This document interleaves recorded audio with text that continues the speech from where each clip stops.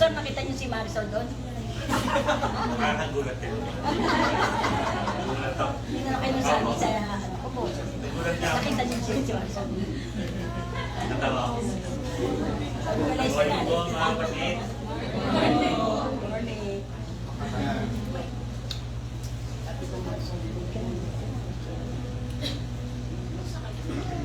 Lilipod sa iyo, Lord God.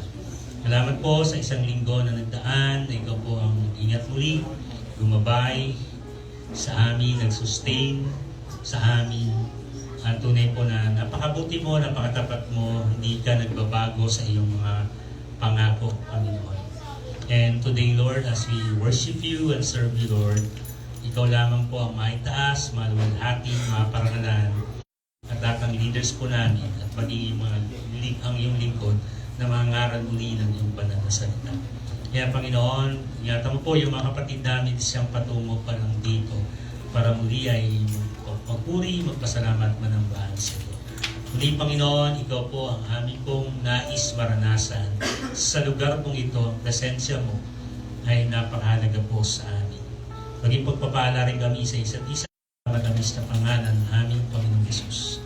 Amen. Amen. Good morning po.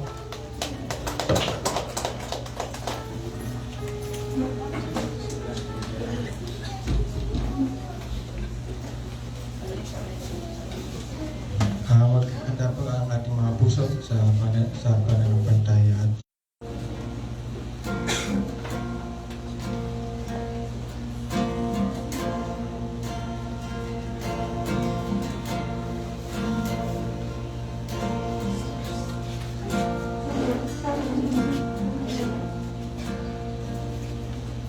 Oh God, before the mountains were brought forth,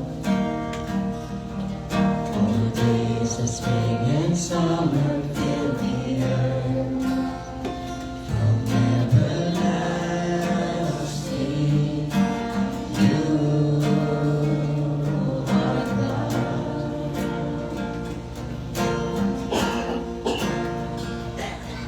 Until beneath the stars in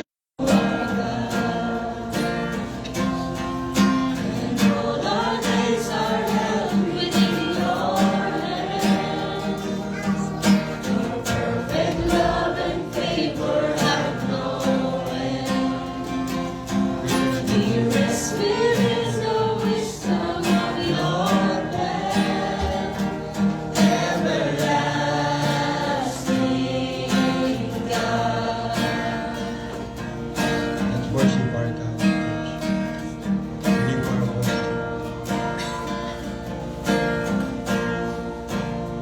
Oh God. Oh God, when joy and tragedy collide, and loss reminds us life is but a sigh. From everlasting, you are God. And all our days are held within your hands. Your perfect love and favor have no end. We rest within the wisdom of your plan. Hallelujah. Everlasting God.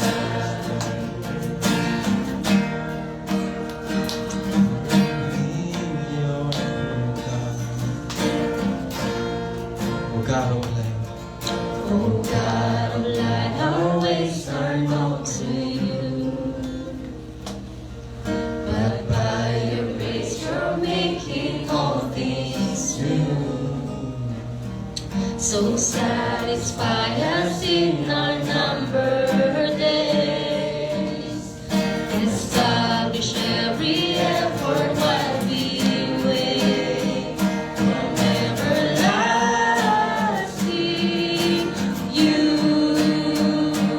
are God.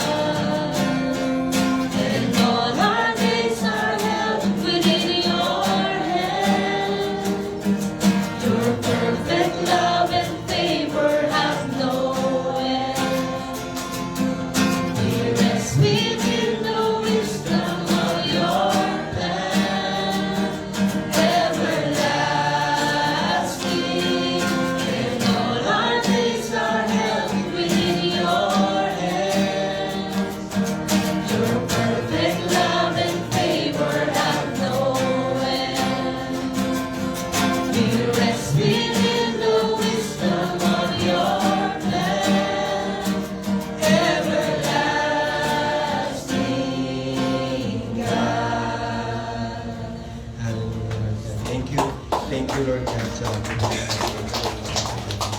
Patuloy po natin purihin ang Panginoon.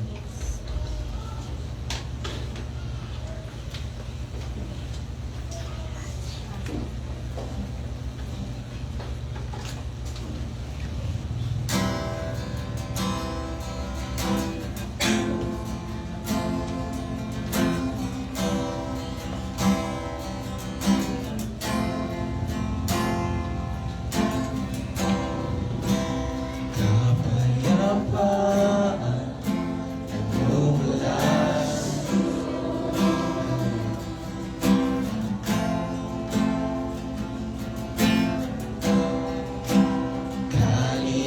kaligayahan nakamit sa piling mo.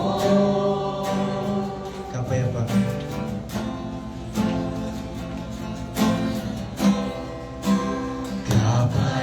Kapayapaan nagmumula sa'yo.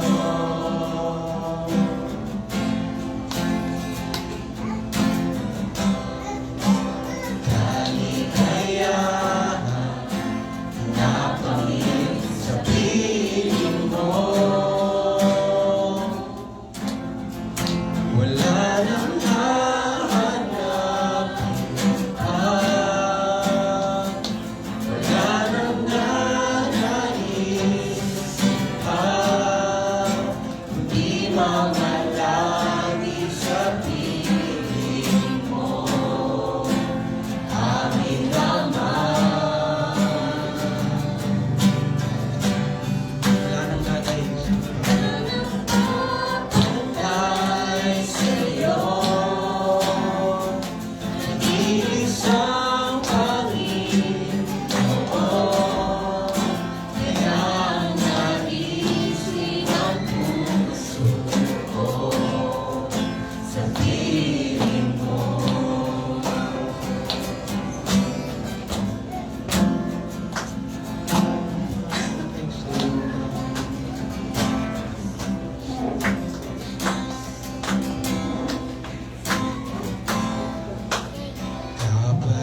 Kapayapaan nagmumula sa'yo. Kaligayahan tanging sa'yo lamang. Kaligayahan nakamit sa piling mo.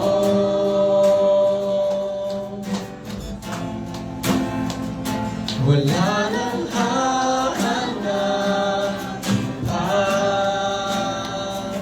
Wala nang nanaisip pa, kundi mamalagi sa piling mo, aming Ama.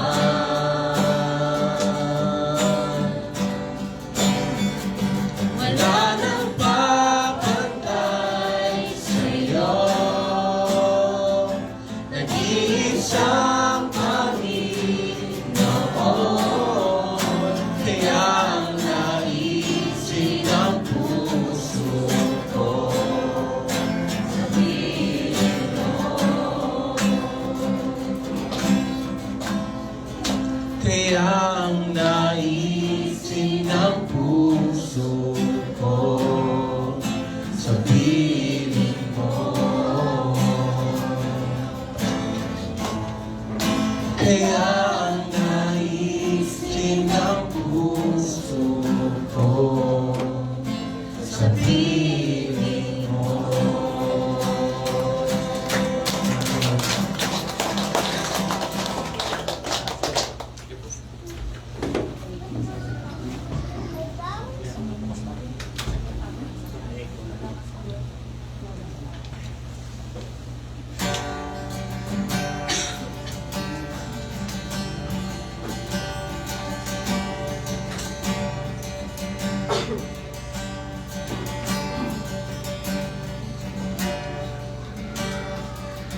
Who am I that the highest would dwell? I was lost, but He brought me His love. home. Oh, His love.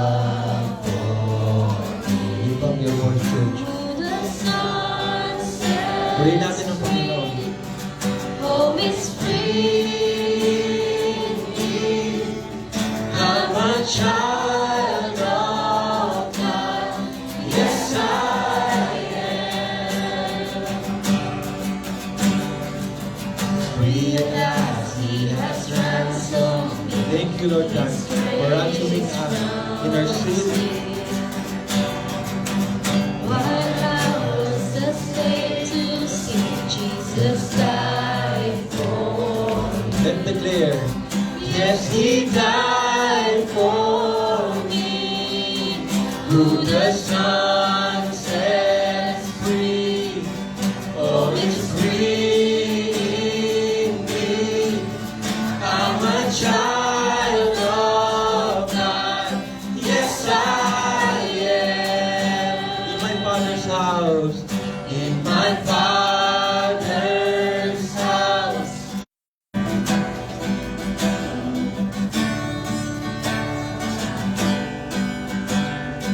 I am chosen. We are chosen, church.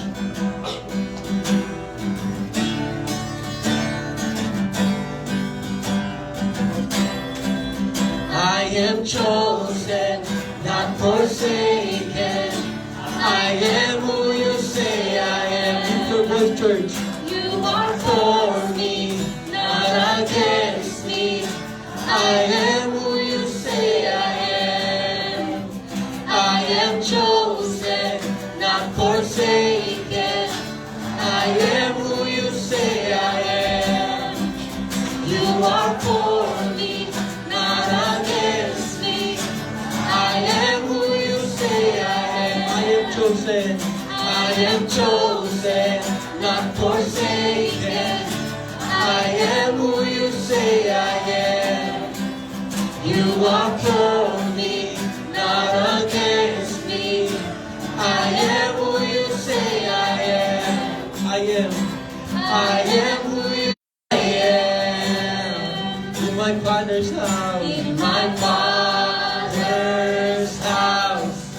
There's a place for me. I'm a child of God. Yes, I am. In my Father's house. In my Father's house. There's a place for me. I'm a child of God. Yes, I am. I'm a child of God. I'm a child of sa pribilehong magpuri sa iyo, Panginoon.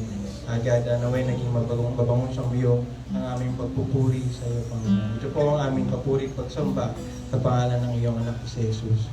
Amen. Amen.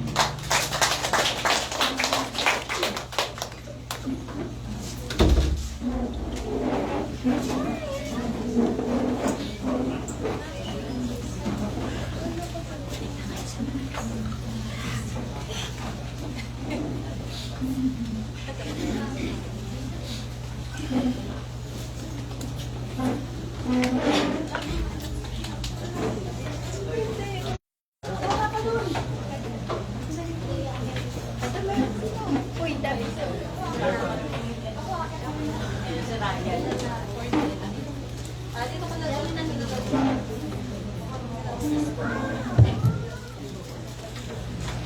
Good morning po mga kapatid.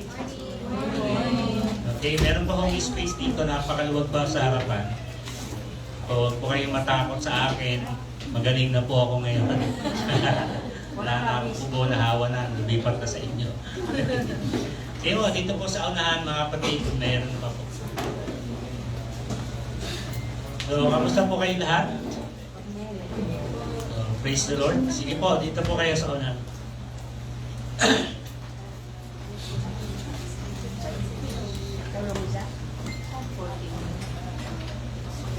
So, praise God, tayo po ay magkakasama po ngayon. Ngayon po ay second Sunday of June. Ano po, ang bilis ng araw, no? Parang hinihila na yung June papuntang July. Kasi, para ano na po ngayon eh. Kasi, papuntang third week na po. Next week po ay araw naman po namin, next week. Poging-pogi mga tatay bukas. Sa next week. No, maraming magpo-post ng mga ang babait na tatay, papuri sa tatay. So, next week, abangan natin po yan.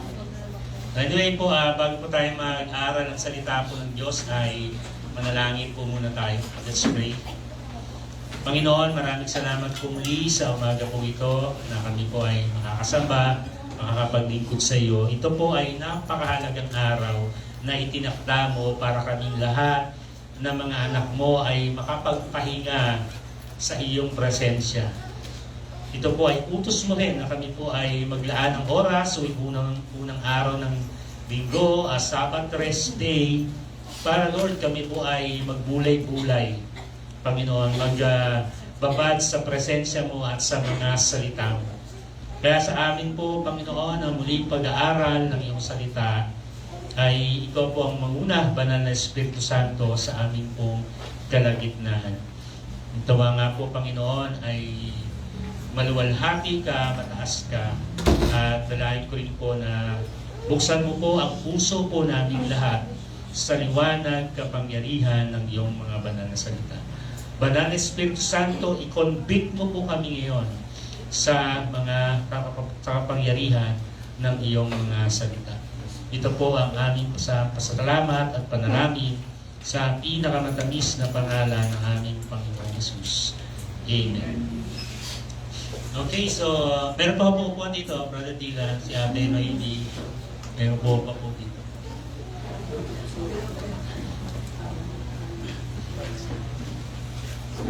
Okay, so katatapos lang ho ng ating pong book series na sa Book of Acts, na po sa aklat po ng mga gawa.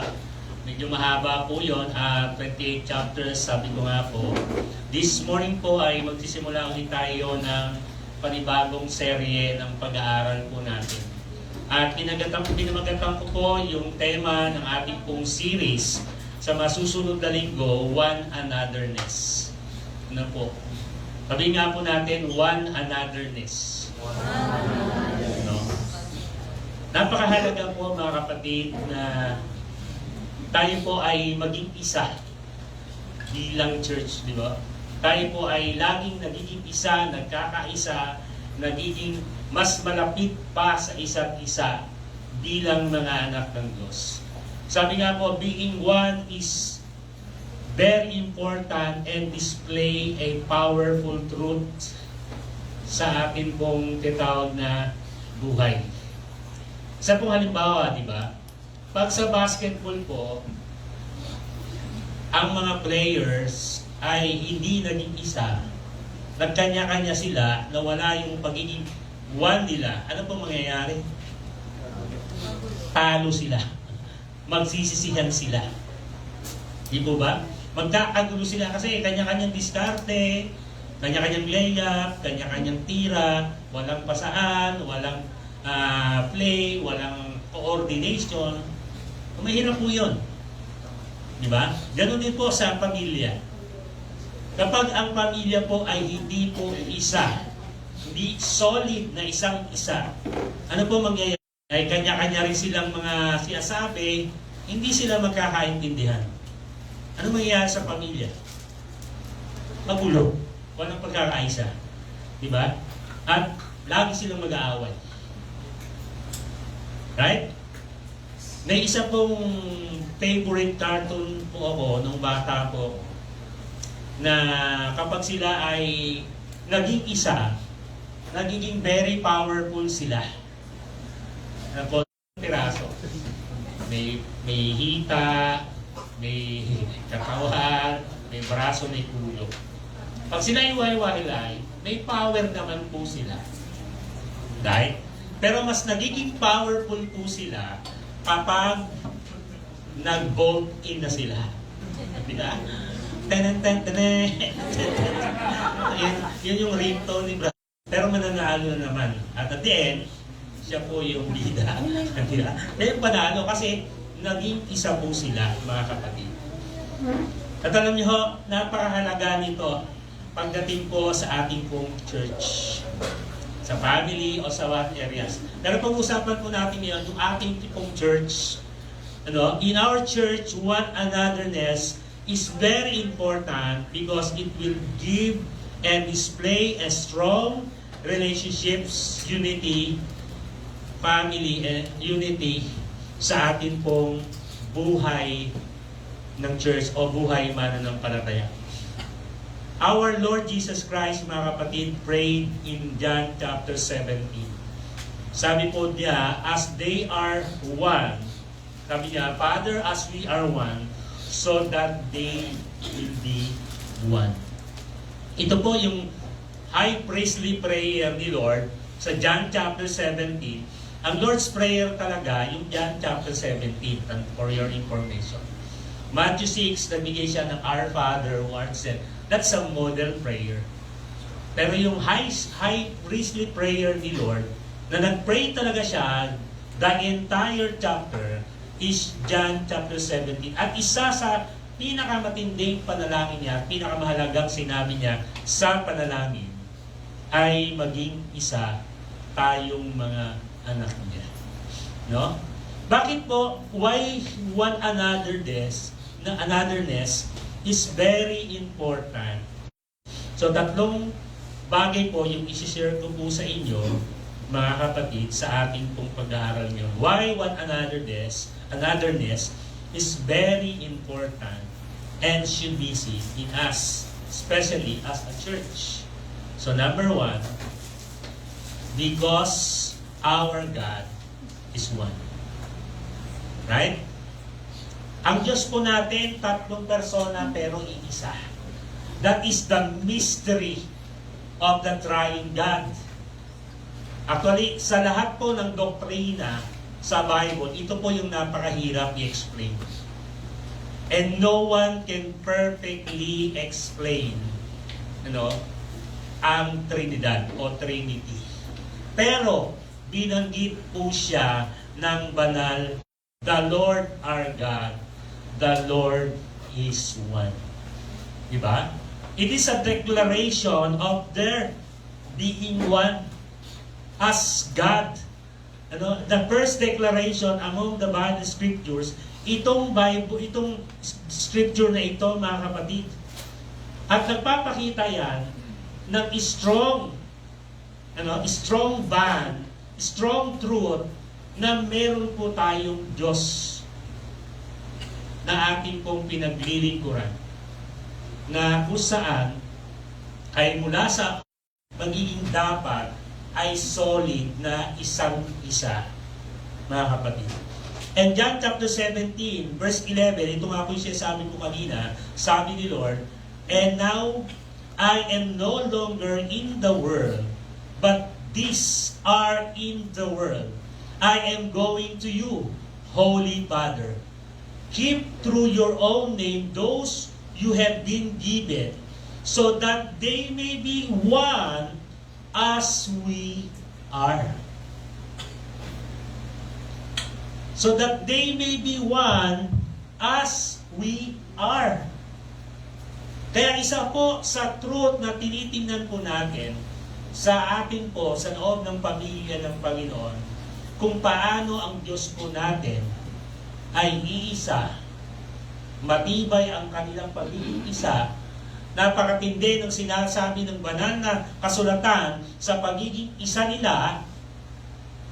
Mahalaga po na tayo po bilang kanilang church o kanyang church ay matuto na magkaroon ng malalim, matibay, matatag na pagiging isa sa relasyon natin bilang mga mananampalataya. Amen? Are you praying, mga kapatid, na sa ating pong church, sa bawat isa na ating kapatiran, kababaihan, kalalakihan, young adults, na talagang tayo ay solid na solid na solid, matibay na matibay, malalim na malalim, yung pagiging isa natin. Sino dito may kaibigan na tingin nyo sa isa't isa na parang iisa na lang kayo? Iisang bituka, iisang laman, iisang takbo ng isip, di ba? May mga ganong samahan, di ba? Yung tinginan pa lang, alam mo na ibig sabihin. Sa lahat ng ekspeto ng kanilang kalalagayan, they are really one. At ito po yung tinitingnan po natin sa ating pong kahalagahan kung bakit tayo bilang pamilya ng Diyos, bilang mga magkakapatid, na tayo po ay maging matibay at maipakita ang pagiging isa natin bilang mga mananampalataya. Even in Matthew chapter 3, verse 16 to 17 and 28, verse 19, makikita po natin no? Lahat ng mga scriptures mula sa Old Testament hanggang sa New Testament, itong mga scriptures na ito, itong mga salita ng Diyos na ito, ng example sa ating pong lahat na dapat po nating makita at maging dahilan. No? They display a powerful connection to each others that speaks of their attributes or characters. Kung ang Diyos po natin na pinaglilingkuran, tatlo sila, isang persona, pero saan sila mismo hindi nagkakaisa, mahirap po yun. Hindi po Diyos yun. No? Kaya they are united in each others. At alam po, mahalagang doktrina ito ng banal na kasulatan. Right? So, una po na makikita po natin why one anotherness o bakit napakalaga na tayo po sa loob ng church ay mayroong napatibay na pagiging isa at dapat ito makita sa atin because of the example of our one God. Amen? Pangalawa po, medyo maiksi po itong simula ko po ngayon. Di ba? Why one anotherness is very important and should be seen in us? Because we are His church. Yeah. Tayo po ay Kanyang iglesia. Uulitin ko po ulit yung prayer ng ating Panginoon sa John chapter 17, verse 11. Si Lord, pinag-pray niya na maging isa tayo.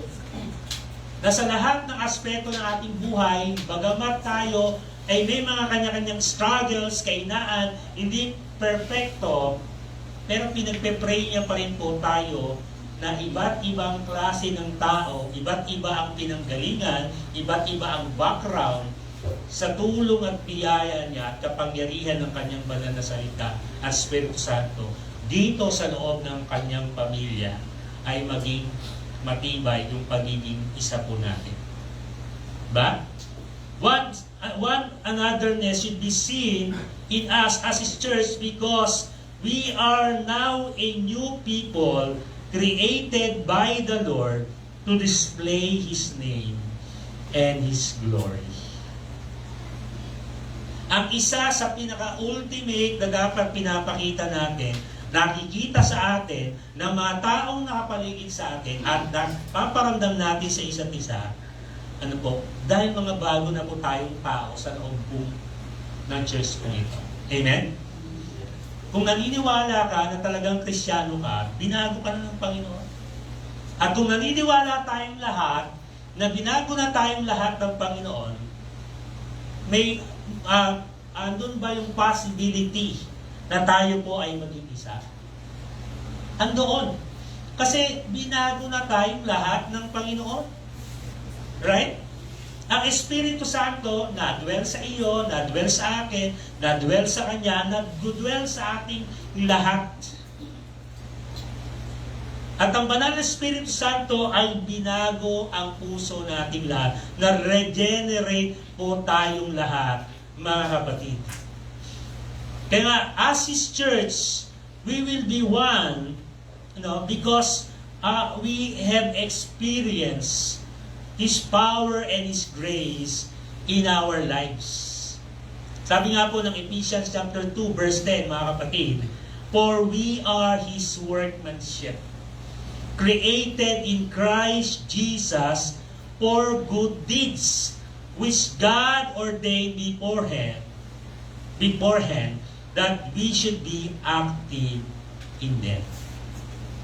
We are created in Christ Jesus for good deeds, for good works. Right? Kaya dapat ho tayo, kung iisa ang isip natin, wala ho tayong iniisip kundi gumawa ng mabuti. Gumawa ng mabuti sa ating pamilya, sa ating asawa, sa ating mga anak, sa iyong nanay, sa iyong tatay, sa iyong kapatid, gumawa ng mabuti sa iyong work, gumawa ng mabuti sa iyong kamag-anak, gumawa ng mabuti sa iyong churchmate, gumawa ng mabuti sa iyong kapitbahay, gumawa ng mabuti sa napakaraming tao. At dapat po tayo lahat iniisip po. Dapat po lahat tayo, yun po yung may desire po natin o pinagpe-pray po natin. Because we are His church. So, yung being one natin, dapat nakikita po doon sa pagiging being one natin, we desire and pray to continue to do good works, mga kapatid. We have received God's salvation. We have received His grace, His love, His mercy, His forgiveness, and many things sa ating pong buhay na magdadala sa atin na lalo tayong maging isa. Right?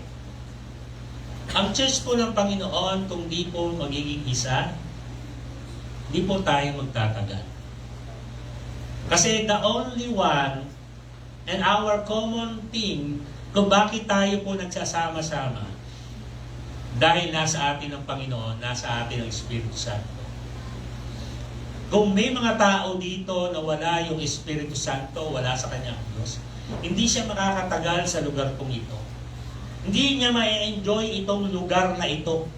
Hindi niya kasi maintindihan ang ginagawa ng Diyos sa buhay niya kasi sarado ang puso at isip niya at hindi niya pinapapasok ang Panginoon sa buhay niya. Pero lahat ng mga patuloy na ginagalawa ng Diyos Espiritu Santo, makikita mo sa kanyang ugali, sa kanyang pananalita, sa kanyang mga gawa, sa kanyang pakikitungo, sa kanyang pamumuhay. Iisa lang ang magiging mukha natin na lalabas, mukha ng ating Panginoong Jesucristo. Amen? We are His church, mga kapatid. And that is the deepest reason kung bakit napakahalaga na tayo po ay iisa palagi. We know that we have a different perspective. We have different backgrounds, no? We have different families. And we have different experience. Pero alam niyo, lahat na yung bagay na yan na isasabtabi natin kapag pinag-uusapan na natin ang Panginoon at ang kanyang mga salita. Kapag umiiral na ang kapangyarihan ng banal na Espiritu Santo sa puso at isipan po natin. Amen? We are His church, mga kapatid. And we should be, deeper, closer, and intimate sa pagiging isa po natin. Po ako honestly, mga kapatid, bilang pastor niyo, kapag talagang may mga nawawala, may mga nagwawala din kasi, doon tayo sa nawawala. At parang ginagawa ang lahat na mag-pray siya, i-encourage siya, kamustahin siya, na parang hindi pa rin siya nagre-respond. At napapalayo siya sa Panginoon. Nalulungkot po ako honestly. Pero kinocomfort ko na lang ang sarili ko, dahil hindi po ako Diyos, hindi ako Holy Spirit, pinagkakatiwala ko na lang itong kapatid na ito, o itong brother or sister na ito, sa katotohanan ng sovereignty ng Diyos. That God is in control. Si Pastor, hindi niya makakontrol lahat eh. Ang mga leaders natin, hindi natin makakontrol. Tayo nga, hindi natin makakontrol ang sarili natin minsan eh. Right? Pero, ang Diyos kayang kontrolin lahat. No? Dahil makapangyarihan siya sa lahat. At walang imposible sa kanya, mga kapatid. 1 Peter chapter 2 verse 9, sabi po dito, "But you are a chosen generation, a royal priesthood, a holy nation, a people belonging to God, so that you may declare the praises of Him who has called you out of darkness into His marvelous light." Paano natin magagawa bilang chosen people, mga kapatid, bilang priesthood, bilang holy nation, bilang people belonging to God, to declare the praises of Him who was called out, from darkness into His marvelous light, bilang church, kung hindi po tayo iisa. Right? Kung wala sa ating pagiging, yung oneness po natin, o yung one anotherness, dato tayo magkakadugtong ngayon ng bituka natin. Diba? Magkakadugtong lahat ang puso natin ngayon. Magkakadugtong yung ating mga isipan po ngayon. Magkakadugtong yung mga layunin po natin ngayon. Kasi bakit? Because of the Holy Spirit. Because of the God that we serve. That we have one God that we serve. Naintindihan po ba natin, mga kapatid? Diba? Lahat po tayo applied sa atin. We are a chosen generation. You are a royal priesthood. Dane, di ba? You are a royal priesthood. Seri. You are belonging to God, Sabel and Al. Right? We are a holy nation and we should be one. We should have a deeper understanding of being one as a church of the Lord, mga kapatid. Amen? Another verse po. Colossians chapter 3, verse 12. Ito po yung sinabi ni Paul. Therefore, as the chosen of God, or God's chosen people, holy, dearly loved, clothe yourselves with tender mercies, kindness, humbleness of mind, meekness, and patience. Tama ba yung version mo? Iba yung version mo, Elisa? No. Verse 13, bear with one another and forgive one another. If anyone has a quarrel against another, just as Christ forgave you, so you must also do. And verse 14, and above all these things, clothe yourself with love, which is the perfect bond. Harmony yung sinabi doon. Dito po sa aking version, ESV, perfect bond. Kagaya po ng sa 1 Peter chapter 2, sabi po doon, tinawag po tayong chosen people, holy and dearly loved. Come to think of it, sa ibang mga tao, ang tingin sa'yo, kakainis. No? Kakainis ka. Nakakairita ka. Nakakagigil ka. Pero isipin mo, pag tinimdim ka ng Panginoon, tinuring ka ng Panginoon, you are chosen, holy, dearly loved. Sobrang minamahal ng Diyos. Tayo pong lahat. Amen? At ang sabi doon, lagi nating balutin, suotan ang ating pong buhay ng tender mercies, kindness, humbleness of mind, meekness, and patience. Bear with one another and forgive with one another. Paano natin magagawa ito? We should be one. Dapat maging isa po tayo. Maging iisa po tayo. Sabi po doon, if anyone has a quarrel against one another, magagawa natin na maging maayos ang isa't isa, mag-usap ng maayos ang isa't isa, if we will be one. Mga kapatid. Tayo po as a Church of God, napakahalaga po mga kapatid, ng ating pong responsibilities. Marami po tayong tinatawag na responsibilities na dapat gawin, na ipakita sa mundong ito na maraming mga hindi mananampalataya. Amen? Nandiyan pa po ba kayo? Amen. Nakukuha po ba natin yung ating pinag-aaralan yun? Kasi introduction pa lamang po ito ng ating one anotherness. Diba?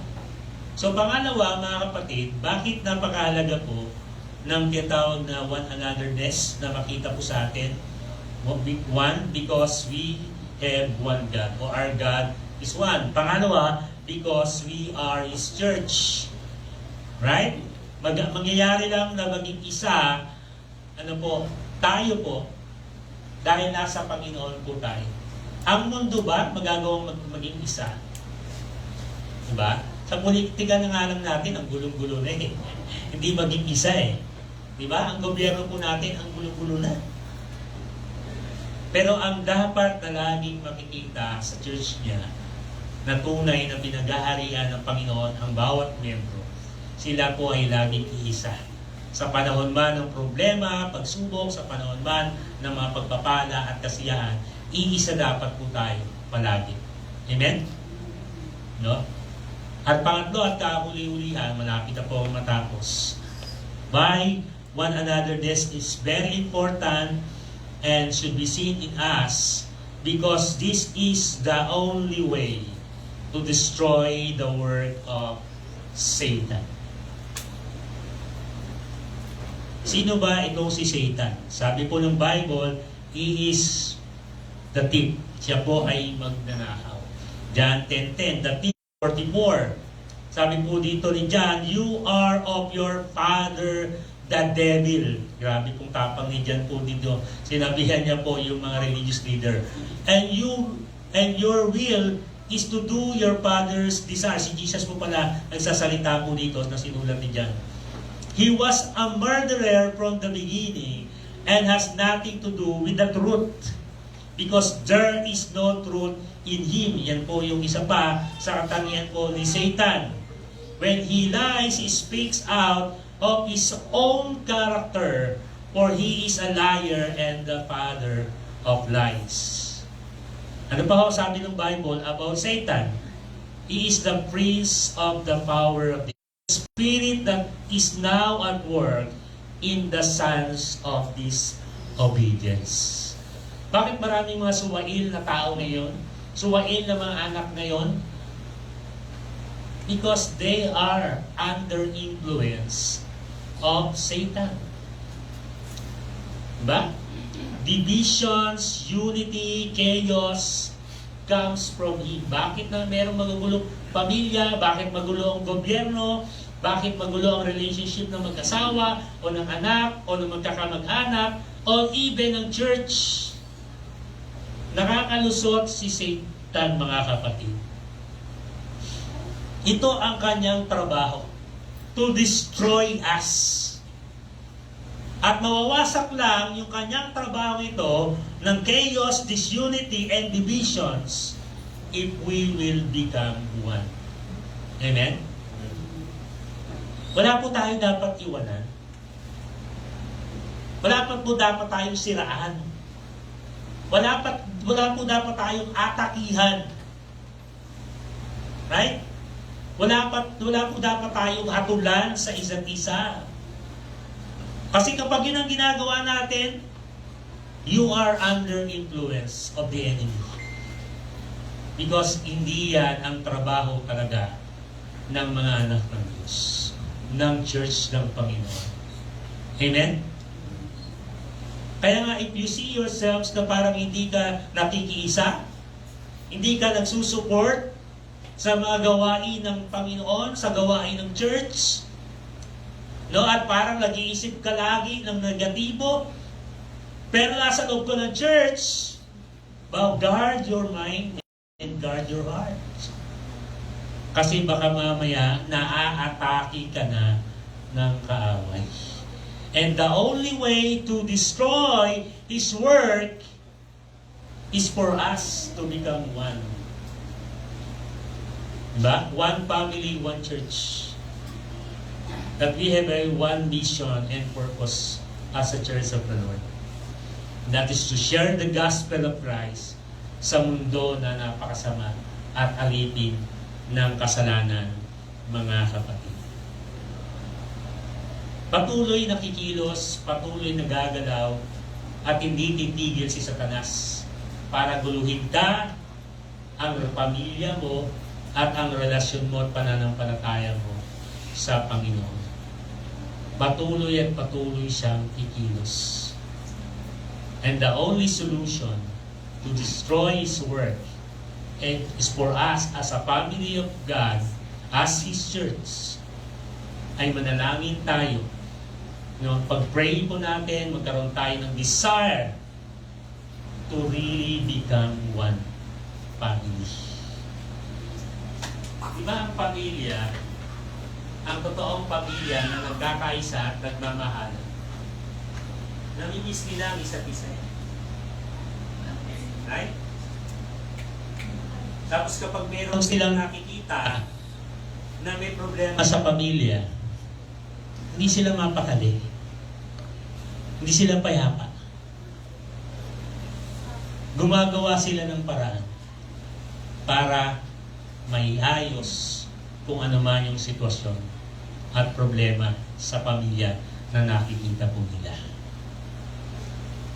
May problema kasi mayroong paggawa ang kaaway. Tandaan po natin yan.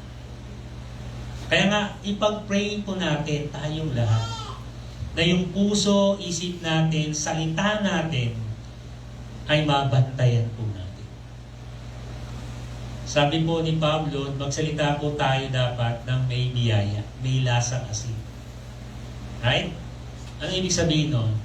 Every word that will come out in your mouth should be full of grace, love, wisdom, kapatid. That will build up your brothers, your sisters, or your family.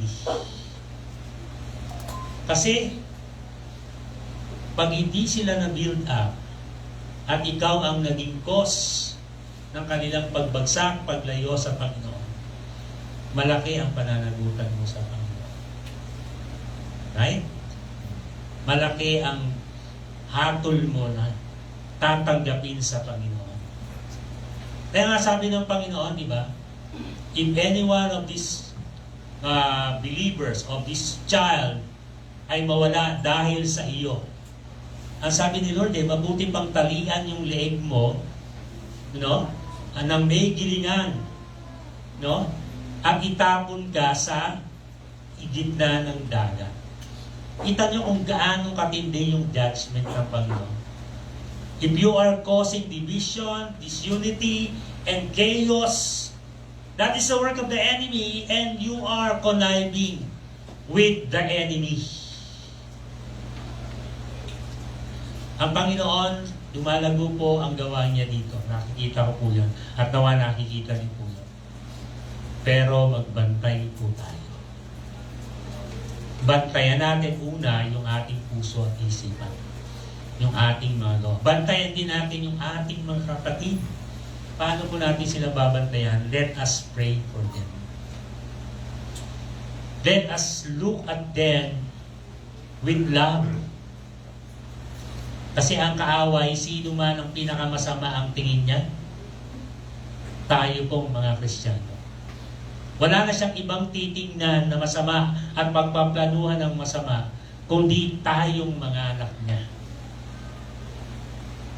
Kasi nga gusto niya mawasak yung church ng Panginoon.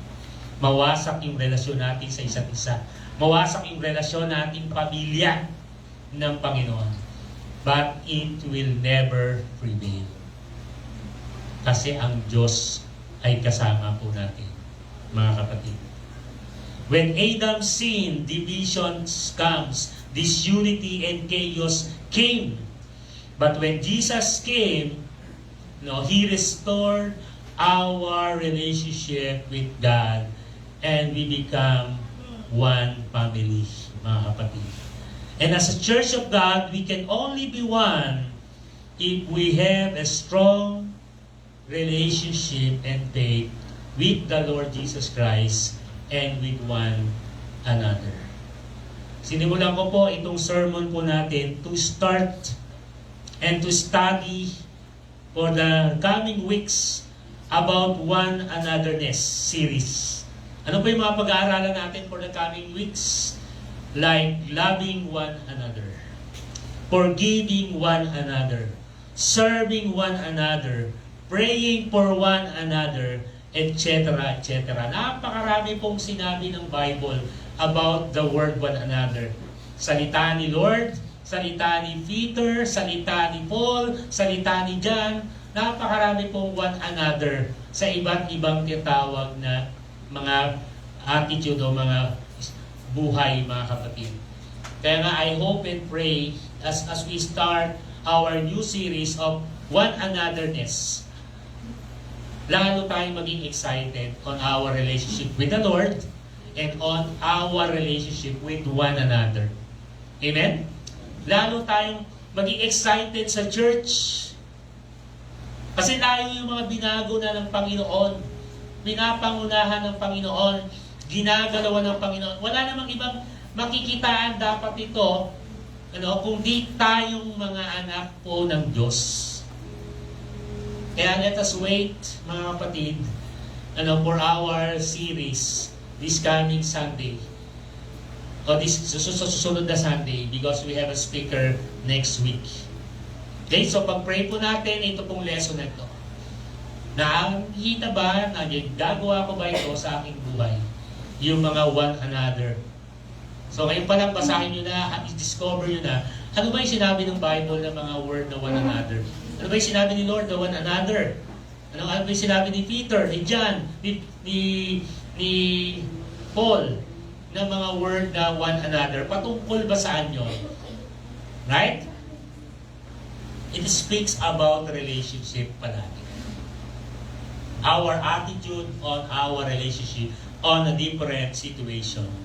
Kaya mga kapatid, I hope and pray as we start this, lalo po nating mapahalagahan na tayo po ay mga anak ng Diyos at pamilya ng Diyos na dito po sa kanyang iglesia. Amen? Manalangin po tayo, mga kapatid. Lord, maraming salamat po sa umaga pong ito na pinagdala mo po sa amin. Thank you, Lord, for your short message for today. Panginoon, salamat dahil ikaw mismo sa inyong kalalagayan, kayo po ay iisang Diyos na aming pinaglilingkuran. And bilang yung church, mahalaga na makita po sa amin ang pagiging isa po namin kagaya. At ito lang yung tanging paraan, Lord, para yung mga panggugulo, pangwawasak, pang-atake ni Satanas ay hindi magtagumpay. Kung kami po ay nagiging isa bilang pamilya mo, na naproproteksyon na namin, nababantayan po namin ang aming relasyon sa isa't isa bilang magkakapatid. Pagpalain mo, Lord, ang lahat ng mga anak mo na nakapakinig ng iyong mga banal na salita ngayon. Salamat po, Lord, sa umaga pong ito. Inabalik po namin sa iyo lahat ng kapurihan, kaluwalhatian, at karangalan. At Panginoon, ito po ang aming samong dalangin sa pinakamatamis na pangalan ng aming Panginoong Jesus. Amen. Good morning ho, mga kapatid.